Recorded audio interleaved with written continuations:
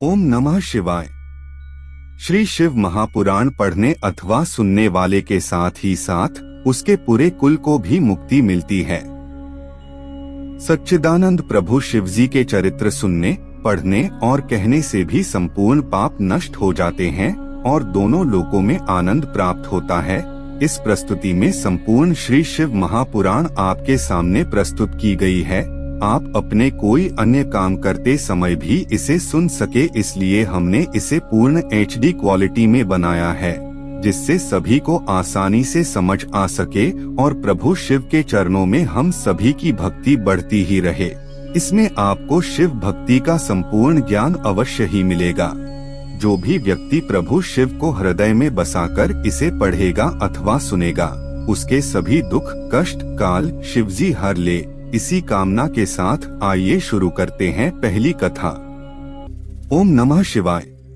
शिव पुराण की कथा के अनुसार ब्रह्मा जी की समझ से समझने की कोशिश करते हैं कि शिव क्या है, उनका निर्गुण रूप कैसा है, उनका सगुण रूप कैसा है।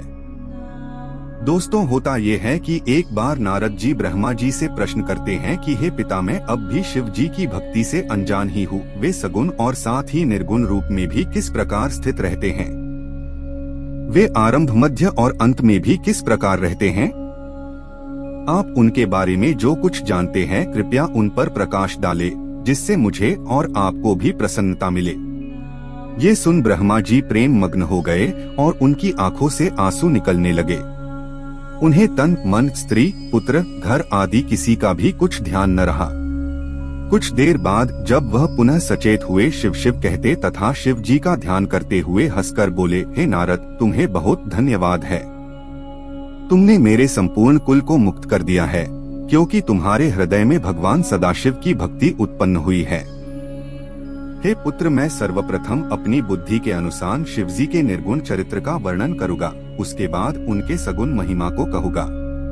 तुम्हें यह जान लेना चाहिए कि जिस समय सृष्टि का कहीं चिन्ह भी नहीं था, उस समय भगवान सदाशिव ही निर्गुण रूप से सर्वव्याप्त सच्चिदानंद स्वरूप एकमात्र पार ब्रह्मा थे। वे भगवान शिव ही सत्य एवं परमानंद रूप है। वे मन तथा वचन के स्वामी है और नाम रूप से हीन है। वे ना तो किसी के वशीभूत देखने में आते हैं और ना ही कोई उनका आदि अंत ही जानता है। वे किसी के वशीभूत ना होकर संपूर्ण सृष्टि के स्वामी बने हुए हैं। वे ही मनुष्यों के कर्मों के साक्षी है तथा सर्वव्यापक होते हुए भी सबसे भिन्न रहते हैं। हे नारद, योगी लोग उनका भजन करते हैं, परंतु उनके आदि और अंत को नहीं जान पाते। वे निर्गुण स्वरूप वाले प्रभु बिना कान के ही सब कुछ सुन लेते हैं, बिना आँख के ही देख लेते हैं, बिना मुख के ही संपूर्ण पदार्थों का भोजन करते हैं, बिना जिह्वा के संपूर्ण विद्या को पढ़ते हैं। जिन स्वामी की ऐसी विचित्र महिमा है, उनकी स्तुति भला किस प्रकार की जा सकती है। इन निर्गुण स्वरूप भगवान सदाशिव ने अपने मन में जब यह इच्छा की कि हम एक से अनेक हो जाएं, उस समय वे सगुण स्वरूप हो गए। उनके सगुण और निर्गुण रूप में कोई अंतर नहीं है। उन्होंने ही विष्णु ब्रह्मा को उत्पन्न किया और वे ही संपूर्ण प्राणियों में प्रतिष्ठित विराट स्वरूप है। ब्रह्मा जी बोले, हे नारद, अब तुम उन त्रिशूलपाणी भगवान शिव के उस सगुण स्वरूप का वर्णन सुनो, जिसका स्मरण करने से ही संपूर्ण पाप नष्ट हो जाते हैं। अपने सगुण स्वरूप में वे मस्तक पर जटाजूट और गंगा जी को धारण करते हैं। उनके भाल पर चंद्रमा की कला और धनुषाकार त्रिपुंड विराजमान है। वे कानों में कुंडल पहने हैं और सूर्य, चंद्रमा तथा अग्नि समान 3 लाल नेत्रों को धारण किए हुए हैं। उनका प्रभातकालीन सूर्य के समान पहला मुख पूर्व दिशा और दूसरा मुख दक्षिण दिशा की ओर रहता है। उनके नीले कंठ में 3 लकीरें हैं। उस कंठ में विराजित हलाहल की श्यामता भक्तों के मन को यूं ही हर लेती है। वे अपने गले में मुंडों की माला धारण किए रहते हैं और हाथ में त्रिशूल लिए रहते हैं। ऐसे संपूर्ण कलाधारी शिव जी के पवित्र स्वरूप के स्मरण करने मात्र से ही संपूर्ण दुख दूर होते हैं और परमानंद प्राप्त होता है। ओम नमः शिवाय। दुनिया का आरंभ और अंत दोनों ही शिव जी द्वारा हुआ है। शिव पुराण के अनुसार जब शिव जी को एक से अनेक होने की इच्छा हुई, तभी इस सृष्टि की रचना हुई। शिव जी ने सबसे पहले उनकी अर्धांगिनी जगत जननी मां जगदम्बा अर्थात शक्ति को प्रगटा। उसके बाद उन्हीं भगवान सदाशिव ने ब्रह्मा विष्णु की उत्पत्ति की। और इसी शिव पुराण की कथा अनुसार आज इस वीडियो में जानेंगे कि कैसे शिव जी ने ब्रह्मा और विष्णु जी को जन्म दिया।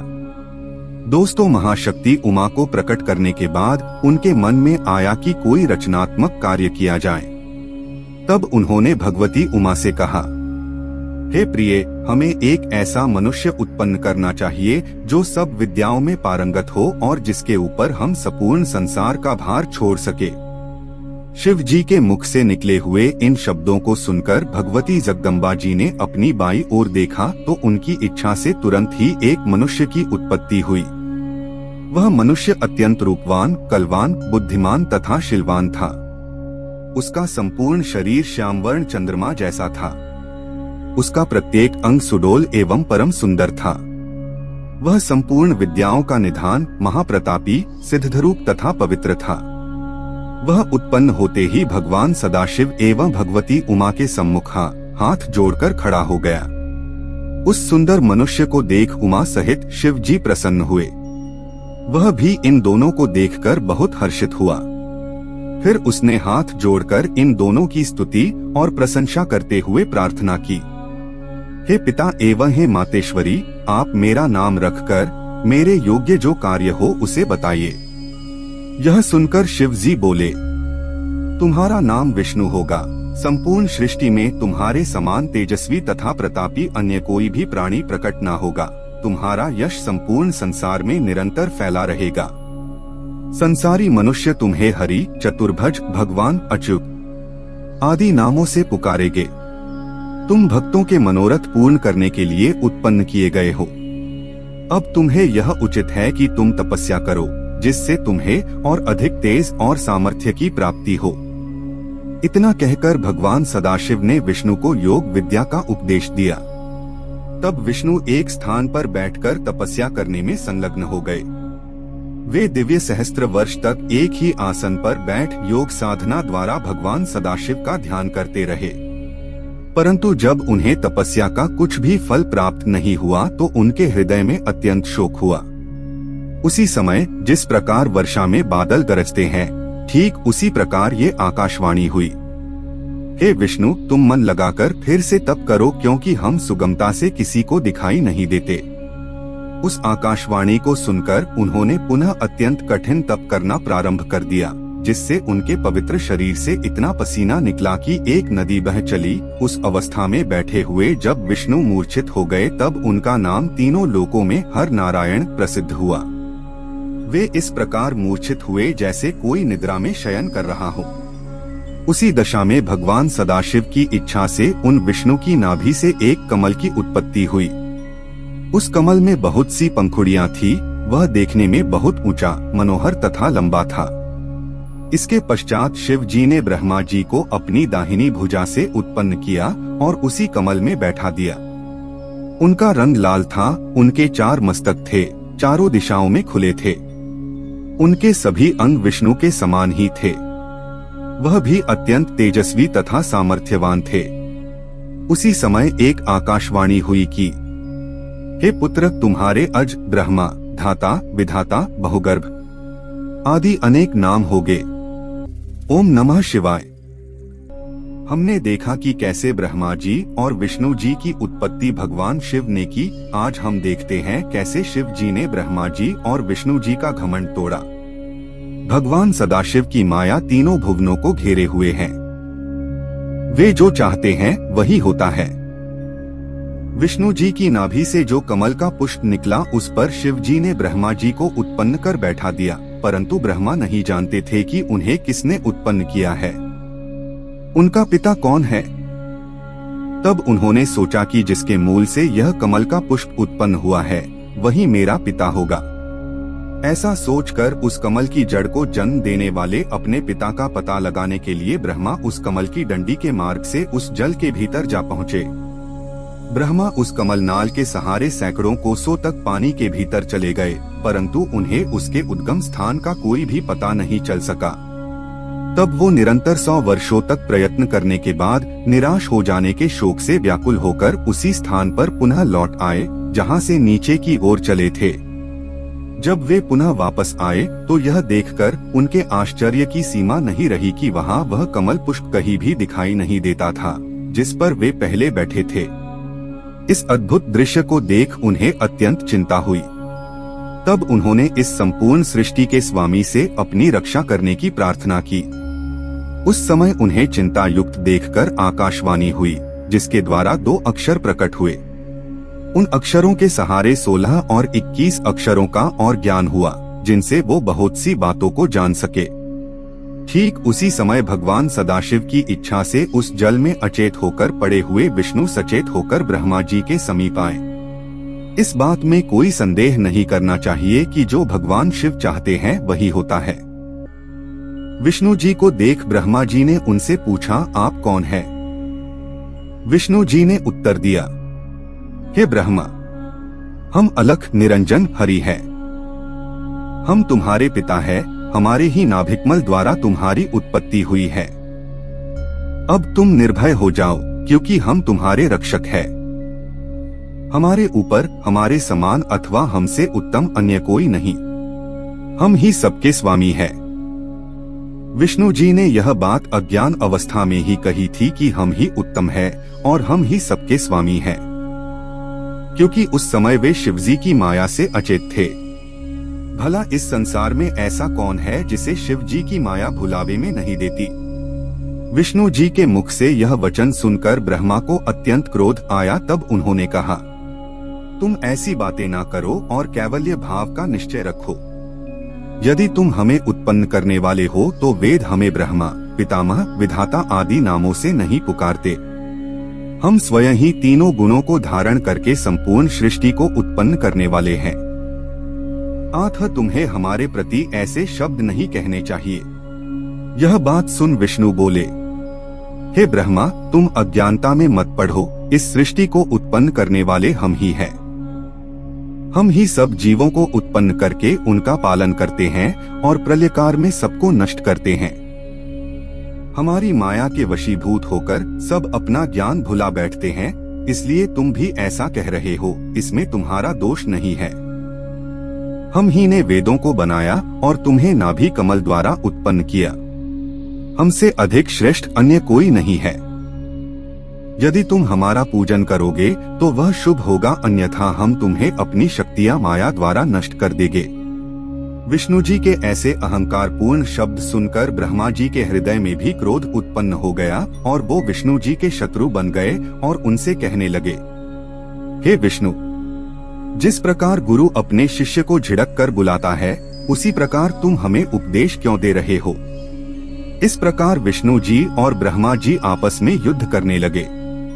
शिव जी की माया से मोहित होकर उन दोनों ने बहुत समय तक खूब युद्ध किया, क्योंकि वह दोनों ही खुद को ही सृष्टि का स्वामी समझते थे।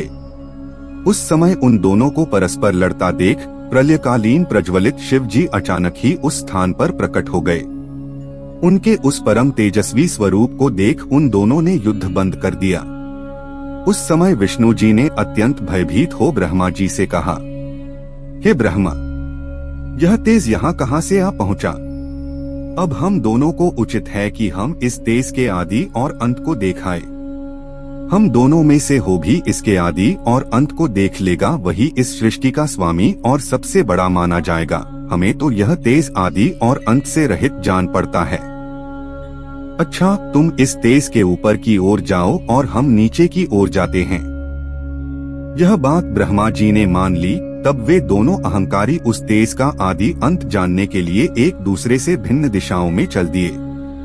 जो कार्य अहंकार की अवस्था में किया जाता है वह कभी पूर्ण नहीं होता और उसका फल भी अच्छा नहीं मिलता।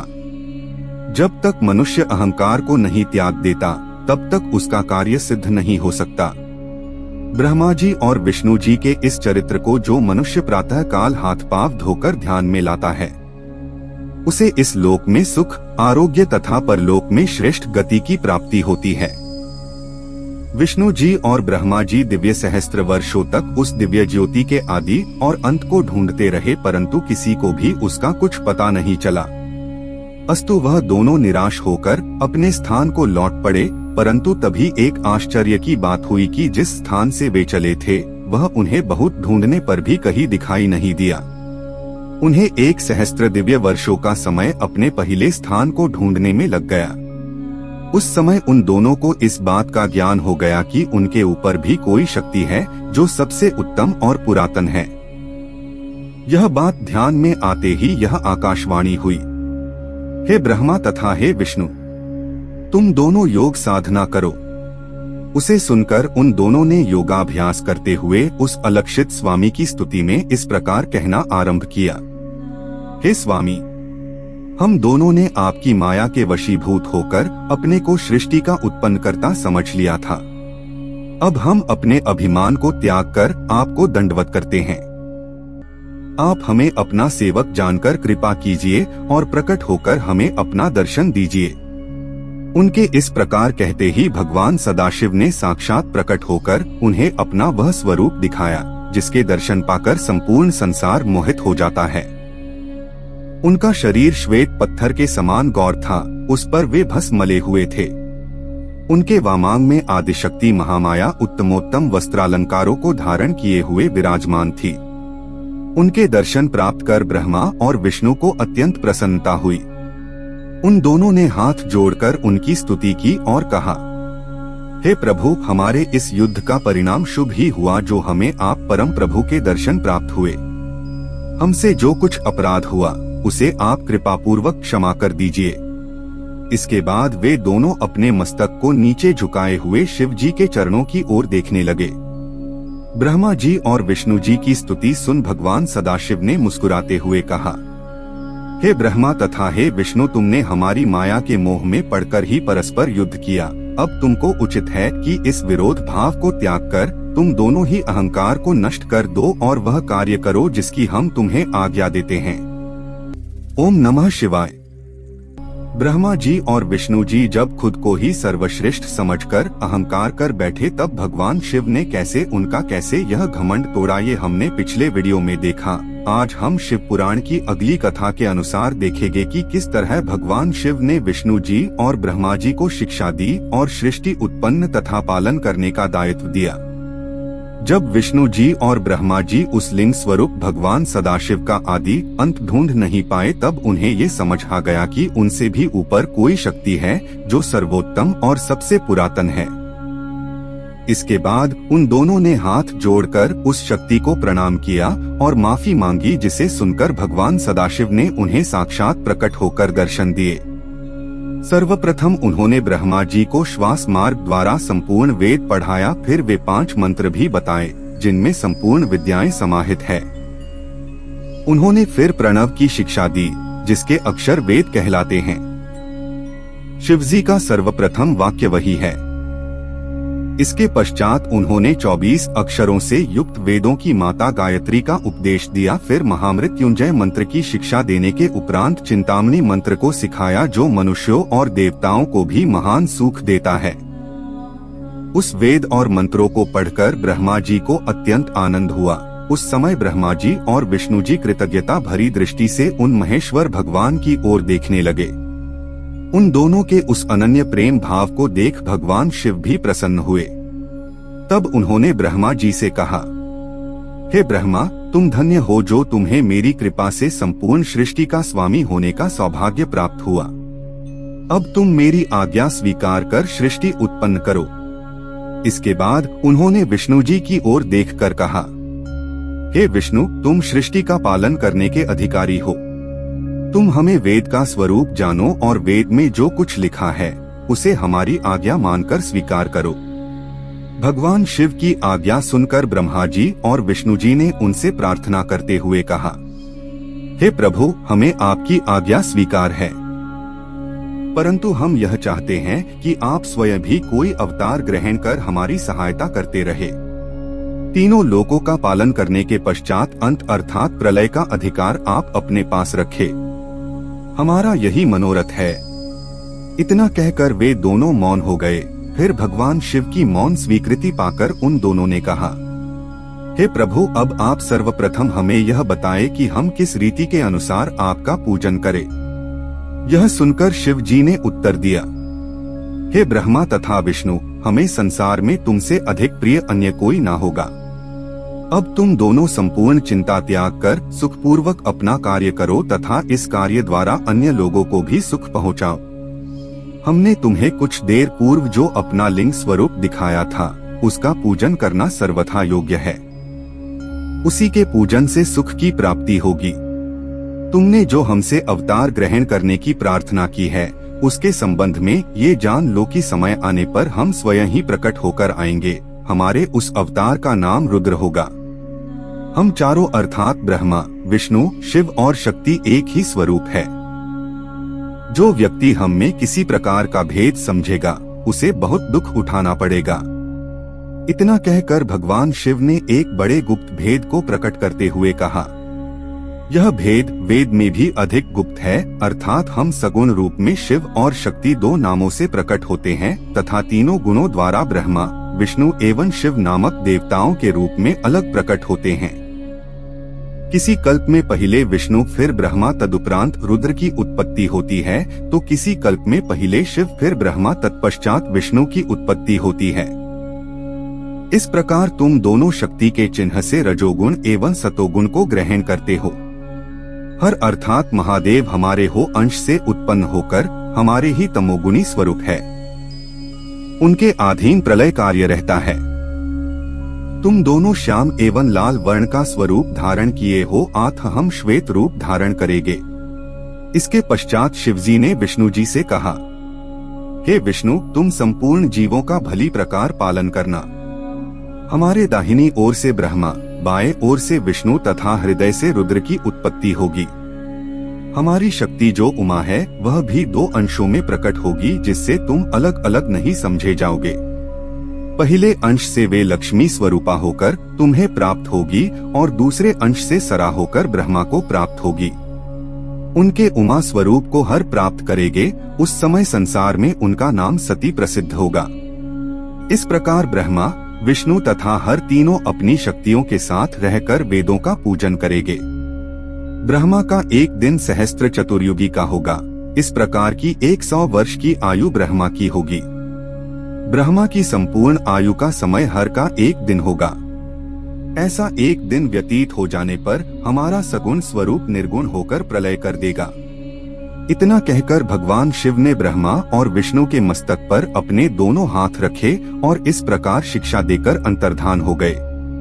तब वे दोनों शोक से व्याकुल हो हाथ जोड़ शिव शिव कहते हुए जिस ओर शिव जी लुप्त हुए थे, उसी ओर मुंह किए हुए बारंबार दंडवत करते रहे। तो दोस्तों, कुछ इस प्रकार शिव जी ने ब्रह्मा जी और विष्णु जी को शिक्षा दी और सृष्टि उत्पन्न और पालन करने का दायित्व दिया। ओम नमः शिवाय। हमने देखा कि कैसे शिव जी ने ब्रह्मा जी और विष्णु जी को शिक्षा दी कि वो सृष्टि उत्पन्न और पालन कर पाए। आज हम शिव पुराण के अनुसार ही देखेंगे कि कैसे शिव जी की आज्ञा से ब्रह्मा जी ने सभी जीव और सृष्टि उत्पन्न की। जब भगवान सदाशिव और उनकी शक्ति प्रकृति ने इच्छा की, तो उनकी इच्छा द्वारा सर्वप्रथम बुद्धि की उत्पत्ति हुई। उस मह तत्व से अहंकार और अहंकार से सतोगुण, तमोगुण तथा रजोगुण उत्पन्न हुए। इन तीनों गुणों द्वारा आकाश और पृथ्वी उत्पत्ति हुई। इसी प्रकार क्रमानुसार देवता, मनुष्य आदि योनियों की उत्पत्ति हुई। फिर ब्रह्मा जी ने भगवान शिव के चरणों का ध्यान धरकर सनक, सनंदन, सनातन, संत कुमार एवं रुभु इन 5 मनुष्यों को उत्पन्न किया। ये सब भगवान सदाशिव का ध्यान धरने के अतिरिक्त और कुछ नहीं जानते थे। उन्होंने ब्रह्मा जी से कहा कि हम सृष्टि उत्पन्न करने का कार्य नहीं करेंगे। तब ब्रह्मा जी को बहुत क्रोध आया, पर विष्णु जी के समझाने से वो शांत हुए और बहुत समय तक तपस्या करते रहे। परंतु उस तपस्या का जब कोई फल नहीं निकला तो उन्हें अपने मन में बहुत आश्चर्य हुआ। उस समय भगवान शिव की माया से वे ऐसे भयभीत हुए कि उनके नेत्रों से आंसू की बूंदें टपकने लगी।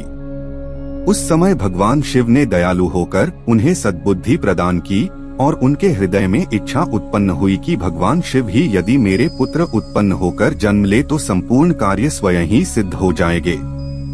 इस बात को मन में रखकर वे फिर बहुत समय तक योग समाधि में लीन हो गए। उनकी इस तपस्या से भगवान शिव अत्यंत प्रसन्न हुए और सृष्टि की वृद्धि करने के लिए ब्रह्मा जी की भौं के निचले भाग से अवतार ग्रहण किया।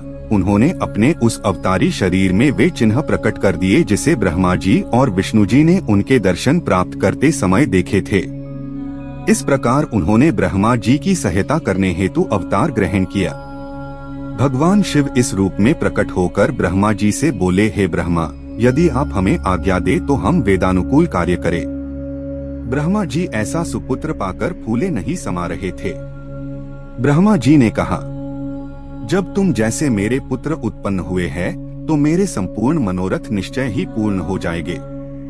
मैं वेद के अनुसार तुम्हारे जो 11 नाम है उन्हें बताता हूँ। मन्युम्नु, महर्निश, महान, शिव, कृतुध्वज, उग्रेरता, भव, काल, वामदेव तथा धृतव्रत। तुम्हारी 11 रुद्रानियों के नाम इस प्रकार होंगे: धी, वृत्ति, उष्णा, उमा, निर्यत्सर, इला, अंबिका, इरावती, सुधा, दीक्षा तथा रुद्रानी। इसके अतिरिक्त रुद्र, महेश्वर, हर तथा जगदीश आदि तुम्हारे अनेक नाम और भी होंगे। पृथ्वी, जल, आकाश, अग्नि और वायु ये पांचों तत्व तथा सूर्य, चंद्रमा, जीव और हृदय ये योगस्थान तुम्हारे निवास स्थान होंगे। तुम अपनी पत्नियों को यही अपने साथ रखो और संतान की उत्पत्ति करो जिससे सृष्टि की उत्पत्ति हो। उनकी यह बात सुनकर उन सगुण स्वरूप शिवजी ने भूत, प्रेत, पिशाच आदि सहस्त्रों प्रकार के भयानक जीव उत्पन्न किए, जिन्हें देखकर ब्रह्मा जी को अत्यंत आश्चर्य हुआ। तब उन्होंने भयभीत होकर कहा, तुम इस संतान को इसी समय नष्ट कर दो तथा श्रेष्ठ पुत्र उत्पन्न करो। यह सुनकर शिव जी ने उत्तर दिया, हे ब्रह्मा, जिन जीवों को बार बार जन्म लेना और मरना पड़े उन्हें हम उत्पन्न नहीं करेंगे, उन्हें तो आप ही उत्पन्न कीजिए, आप हमें भूलिएगा नहीं। यह कहकर शिवजी ने अपनी माया को ब्रह्मा जी के ऊपर से हटा लिया। उस समय ब्रह्मा जी ने चैतन्य होकर अपना मस्तक दंडवत करने हेतु उनके चरणों में झुका दिया। यह देखकर शिव जी ने उन्हें ऊपर उठाते हुए उनके मस्तक पर अपना हाथ फेरा। उस समय सनकादिक भी आकर शिवजी के चरणों में गिर पड़े और उन्हें दंडवत करते हुए स्तुति करने लगे। भगवान सदाशिव ने दयालु होकर उन्हें उत्तम बुद्धि प्रदान की। तदुपरांत शिवजी ब्रह्मा जी के ललाट के मार्ग से गुप्त होकर अपने लोक चले गए। शिवजी की आज्ञा पाकर ब्रह्मा जी ने सर्वप्रथम पृथ्वी, आकाश आदि पंचतत्व, पर्वत, मूल एवं कला आदि उत्पन्न किया। तदुपरांत अपनी इच्छा से विरची, अग्निरस, शातातप, भृगु, पुलस्त्य, पुलह तथा वशिष्ठ इन सप्तऋषियों को जन्म दिया। फिर उन्होंने अपने प्रत्येक अंग से नारद, दक्ष, कर्दम आदि 10 पुत्रों को उत्पन्न किया। फिर स्तन से मनुष्य, पीठ से पाप और अन्य अंगों से प्रीति, तृष्णा आदि को प्रकट किया। तदुपरांत क्रमानुसार नक्षत्र, दिशा, दिक्पाल, चंद्रमा आदि को उत्पन्न किया। परंतु अपने द्वारा उत्पन्न उस तामसी सृष्टि को देखकर ब्रह्मा जी को अत्यंत चिंता हुई। रात्रि के कारण अब उन्हें भूख लगी और वे राक्षस यक्षादि को खाने के लिए दौड़े। उस समय अपने शरीर को भयानक बनाकर उन्होंने काल को उत्पन्न किया। इसके उपरांत उन्होंने उस शरीर को त्याग कर स्त्री का शरीर धारण किया।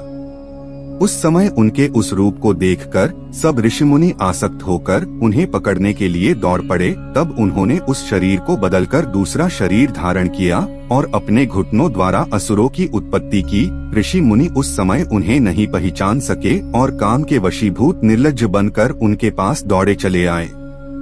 उनके भय से भयभीत हो ब्रह्मा जी ने भगवान शिव जी से प्रार्थना की और कहा कि हे प्रभु, आप इन दुष्टों को शीघ्र ही नष्ट कर डाले।